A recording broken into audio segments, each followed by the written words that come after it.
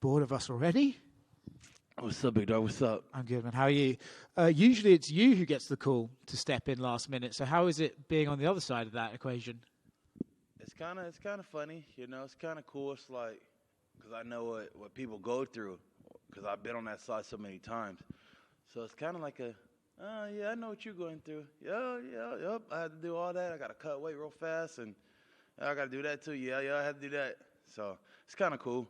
But at the same time, I'm glad that somebody stepped up, you know. I was kind of like, damn, I got certain goals, you know, I want to be at, and I ain't trying to miss my checks. Yeah. We'll start at the beginning. How disappointing was it when Dan had to pull out? I know that's a fight you've wanted for a while. That's a fight he's wanted for a while. How annoying or frustrating was it to hear that fight had to be scrapped? Oh, yeah, it really sucks, you know, because I have fight at night on it. But I think me and Jalin going to do our thing, too. My most important thing is setting out classics, you know, stuff that can be watched, something that's timeless, you know, and keep getting those fight at night awards. Yeah. So that's where I was really at with it, but I think Jalin gonna do the same thing. Yeah, he's a good fighter, man. He comes in, he always brings it as well. His fight with Dan last time was a good scrap, both back and forth. What are you expecting from him on fight night? And you expecting him that even though he's got short notice, he's still going to bring it? Oh yeah, of course.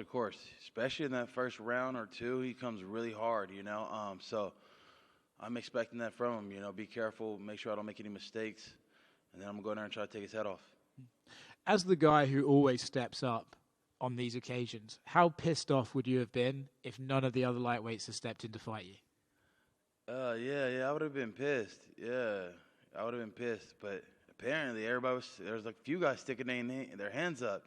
I didn't even see Jalin stick his hand up, which was kind of crazy. It was like I saw like 5 other guys say, pick me, and they picked the guy that he didn't even stick his hand up. But I think the UFC got their own ideas of what they wanted to do. Yeah. Where are you expecting with a win after this? Are you expecting them to try and rebook that Dan fight, or do you think maybe this will push you up a little bit further? Man, he just broke his arm again. I don't know. He need to take a good rest. I'll probably be busy. I'll probably fight twice before he even comes back. But yeah, who knows? I don't pay attention to none of that, brother. I pay attention to the money. I pay attention to setting my my goals, and whatever else happens between that, whatever happens. Last one from me. I know exactly what you live for in this game is to put on exciting fights. How excited are you to put on a big one in front of this Austin crowd?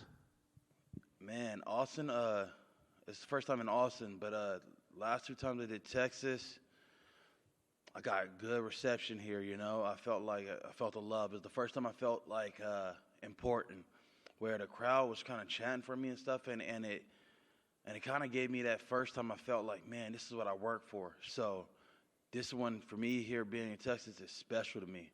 Like I really want to put my heart out there on this fight, you know. So that's what it is for me. Texas is going down. Hey, Bobby. How you doing, sir? I'm just curious if you could let us in on a little bit of the details about those goals that you have laid out for yourself.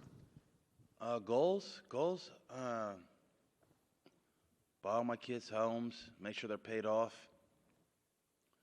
I thought I was going to drop 5 classics back to back, and you guys have been seeing them right as I've been doing them. So those are my goals. Make sure I'm dropping classics. I keep getting these awards that lets me know, okay, I'm lining up right where I need to be. Those are my goals. Gotcha. Is there any disappointment that this fight isn't 5 rounds like the one with Dan was scheduled to be? Not really. Like, who else wants to do their job for longer, you know? You want to get off work early. You don't want to get off work late.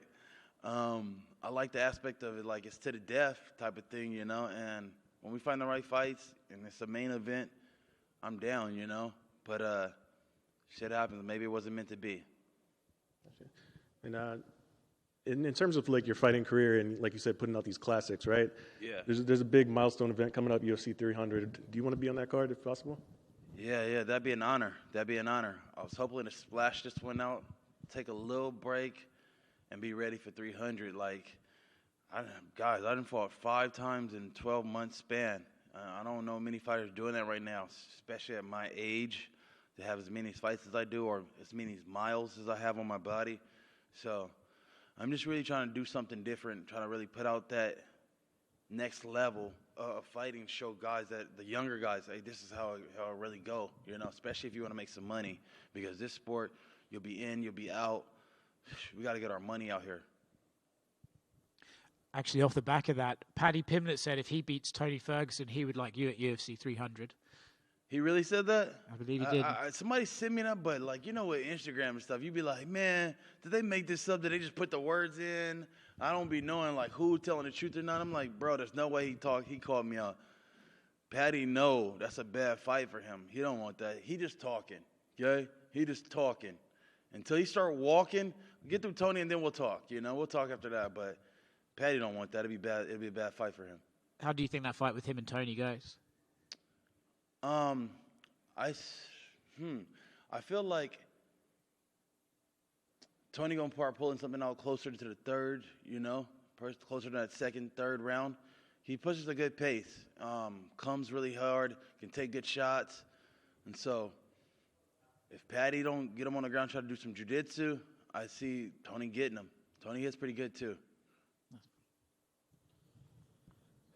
Bobby, you're always down the swing and bang. That's one thing that makes you a thrilling fighter. As far as preparation for a new opponent on Jalin Turner, does that switch your mindset at all, or do you have the same mindset going into every single fight? Nah, bro, nah. I'm a contract killer, I'm sitting at home. They send a contract. They say bring out the head. I cut it off. Put the helmet on the table and say, hey, pay me my check, It doesn't matter who it is, what it is. All this, that's all the other stuff. Like I said, it's the goals. Are you hitting your goals? Every goal I put, I'm trying to hit. And so I don't even think about fighters or any of that stuff, game plans and blah, blah, blah. I'm here to take his head off. That's it.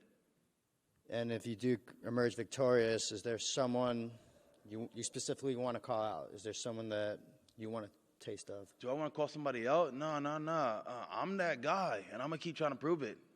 Wait till we get to Texas. If you there, watch and see who they're going for the most and see who gets the most impact. I'm going to have the biggest splash, I promise you that.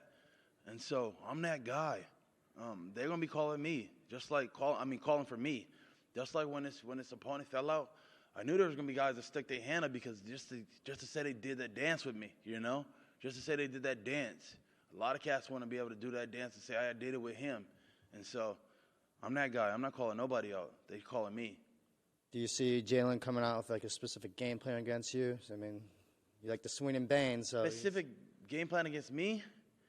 I never even thought about that. To be honest, I'm like, he might try this at the most, but the problem is I just keep switching it up. Like, if you watch all my fights, I don't fight the same. I'll do this. And some people are like, yeah, you're a striker. You're going to come out and strike. You're going to come out and bang. But it's like, first of all, that's what the crowd wants to see. But there's all these other different little alterations I did on each fighter and how I fought that fighter. So I'll figure out when we get out there on our reads. I'll make my reads on him and go, oh, you trying to do this? Oh, you want to do that? All right, now I'm going to fight you like this. Any King Green prediction? No, I don't got no predictions. I let God be the predictor. I just want to go in there and make sure that it's a solid fight. That's what I'm doing. What I'm doing, my job part or my end is, hey, I'm bringing a great fight. However it goes is however it goes. I'm in the moment, like truly being in the moment, and more so than I was planning for it to go here or there. No, I'm just in the moment. It's going to happen the way it happens. Yeah, one more, Bobby. I think I saw an interview you did with DC and RC. You talked about how you feel like you're kind of like a rapper when you're out there, you're performing, right? So it kind of, piqued my interest. How much thought do you put into all of the things that you do, when you're on the way to the octagon? Everything, bro. Everything from the moment I get from behind the curtains till I leave back behind the curtains. It's a show. And so I'm out there trying to pump the crowd up. I'm out there vibing. I'm going to throw my jersey out to the people. I'm going to get them up on their feet before we even get to the fight. The jump in the cage, the water spit, it's all entertainment. It's all a show up until the point where I'm like, yeah, I'm out of here, guys. I sign a couple autographs, touch a couple hands, I'm out. It's a whole entertainment show the whole way through. I don't even call it a fight. I'm like, I got a show. You know what I mean? I'm like, I got a show. I'm gonna go out here and perform. You know, not even thinking about it like a fight. You know, fighting is just like it's just a show to me. Here's a random one for you. What do you make of his like obsession with tarantulas? I remember sometimes he's come out to weigh-ins holding a tarantula. If he came out to face off with you and like tried to give you a tarantula, how would you react?